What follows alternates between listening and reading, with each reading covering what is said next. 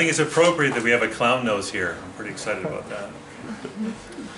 Okay, that wasn't funny. Fine. Everybody speaks English, I hope? Yes. I have a request to make at the end of the show. This is part of my life. I do the Post on the Road. I didn't know what you were saying. So, Post on the Road is that I film my life as I tour, and I've always wanted to do this. Part of my show is physical comedy, and I do this thing of a scarf blowing in the wind. So I take my right arm and I turn it into a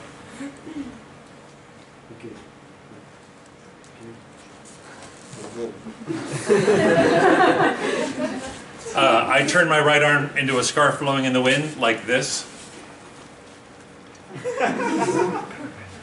So I wanted to teach everybody how to do that, and I'm going to film you doing it when we leave, and you'll be in my movie.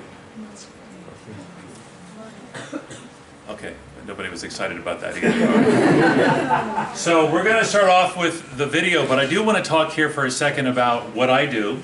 So I realized at the festival we were saying that maybe a lot of people here don't know what pantomime is. Who knows what mime is? Raise your hand.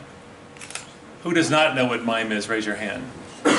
Who doesn't care about this question? Raise your hand. So mime traditionally is performed in silence, but I found that to be pretty limiting when I got into it. I love the physicality of mime. I love that you can create the illusion of a world that's not there through learning the skill of mime. But once I started to add sound effects and words to what I do, I found that I could get more complicated. It could get more, a lot more could be going on at the same time. So, who's coming to my show tomorrow night, by the way? Who's coming to my show? One person. No, who's coming to my show? Raise your hand. Okay, that's not many people. Maybe by the time I'm done, you'll... Oh, you had to film that. You had to film the no hands went up. Great.